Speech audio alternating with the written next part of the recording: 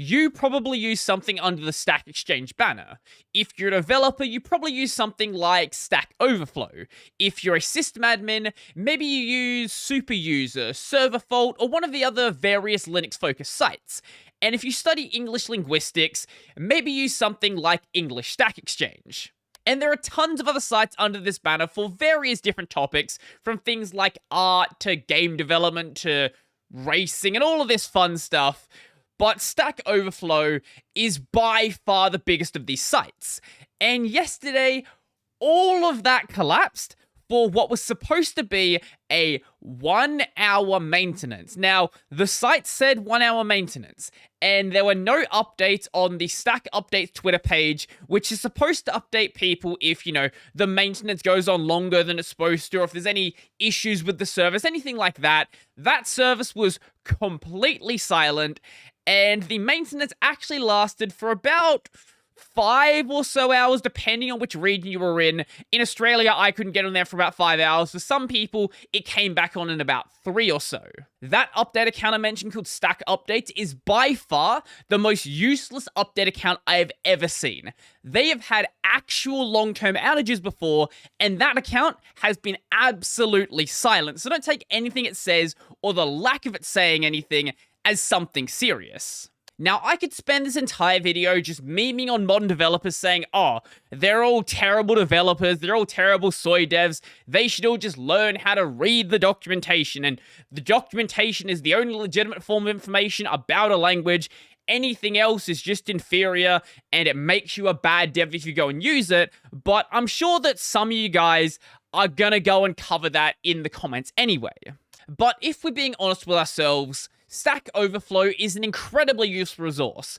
And not just Stack Overflow, but all of these other resources we have available to easily share information about the languages we're learning, maybe the languages that we're experts in, so that we don't all have to start from scratch when we are learning a new language. Whether it's, say, other forums, maybe forums that are focused on an individual language or individual technology, even places like Reddit can be useful in some situations. I like to bash on Reddit really often, and in many ways it deserves it, but some of the subreddits actually are incredibly useful. Forums are great for things that have already been answered, but when you didn't answer a bit quicker for something new, maybe you want to try out all of the developer-focused chat rooms out there on services like Discord and Matrix or anything else out there, because you'll find that even if you want to laugh at people who are using Discord or anything like that, there are a lot of people out there who are incredibly intelligent, who really want to help people out. But I don't think you should be using these resources to get exactly the answer you need. If you want someone to write the code for you, well, they should just be doing the job instead of you. But these resources are great for sending you in the correct direction.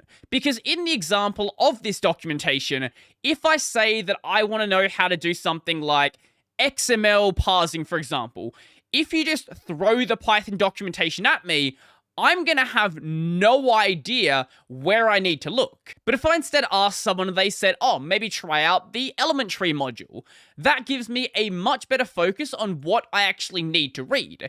Because especially with a language like Python, there's no viable way to read it from front to back without forgetting most of what you've actually read. And if you don't read it from front to back and you don't ask someone, basically you're just blindly reading the documentation, maybe doing some keyword searching, maybe finding places that might be useful, but basically just blindly reading it. So even though these other resources are incredibly useful, I don't think you should ever neglect the documentation, because assuming the project actually has, well-maintained documentation, it's always going to be the most up-to-date source of information.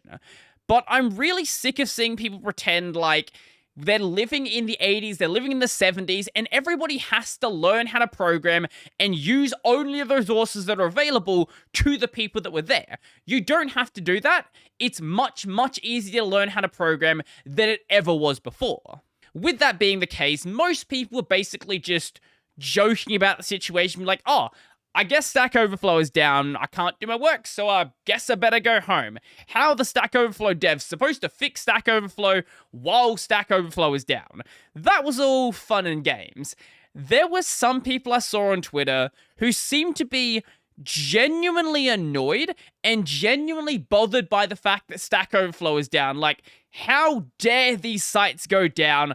I have an assignment due tomorrow. Now I won't be able to finish it. How am I supposed to do my job without Stack Overflow? This is a crucial resource for my workflow. And I was just sitting back here drinking my tea. This is an empty teacup, but you get the gist of it. Basically just watching the world burn around me.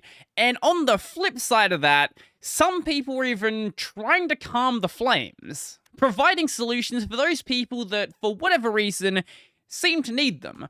For example, because most of the answers on Stack Overflow are really old, just use the Wayback Machine. Like, I've lost track of how many questions I've looked up, and the answer is 5 or 7 years old. Or, you know what you could do? Just use the Google Cache. Because Google caches everything, so, like, the site can just still be accessed, and you're all good. But it's not like Quora or any of the individual language forums or YouTube or any of the other resources out there were down during the situation.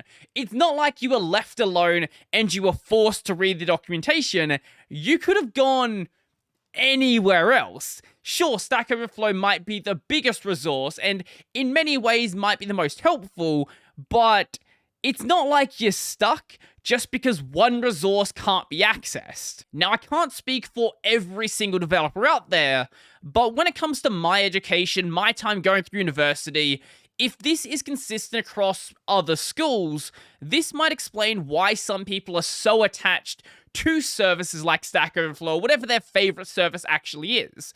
So, when I was going through those classes, basically everything we needed to know was pretty much just handed to us on a silver platter. If you read the lecture slides and you read the lecture notes, you pretty much knew everything you needed to know to actually pass the assignments. Maybe not get a really good grade and actually do well on the course, but enough to at least pass. There weren't really any situations in my first 3 years where you were required to actually go out of your way and read the documentation. That did change in my final year just because we had like a industry project we had to do, but most people didn't do 4 years. Those first 3 years was the core focus, and you didn't really need to ever learn how to read the documentation. You could just be expected to have everything in front of you. If you've done any formal software development training, software engineering, whatever you want to call it, let me know if that's anything like the experience that you had. But on a positive note, I did see a few people realize how important Stack Overflow is to their general workflow, and then realize that they've been using it for years and never actually answered any questions on the site, and want to actually make a change and help out other developers who maybe are just getting started and maybe are just using Stack Overflow as a more primary resource before they go and, dig into the documentation themselves. So let me know down below, were you affected by Stack Exchange being down? Do you even use the Stack Exchange services on a regular basis? Or maybe you just saw some people whining online and you didn't even realize it was an actual problem. I would love to know. So if you like this video, remember to go and like the video. And if you really like the video and you want to become one of these amazing people over here, go check out my Patreon, subscribe to Pay, linked in the description down below.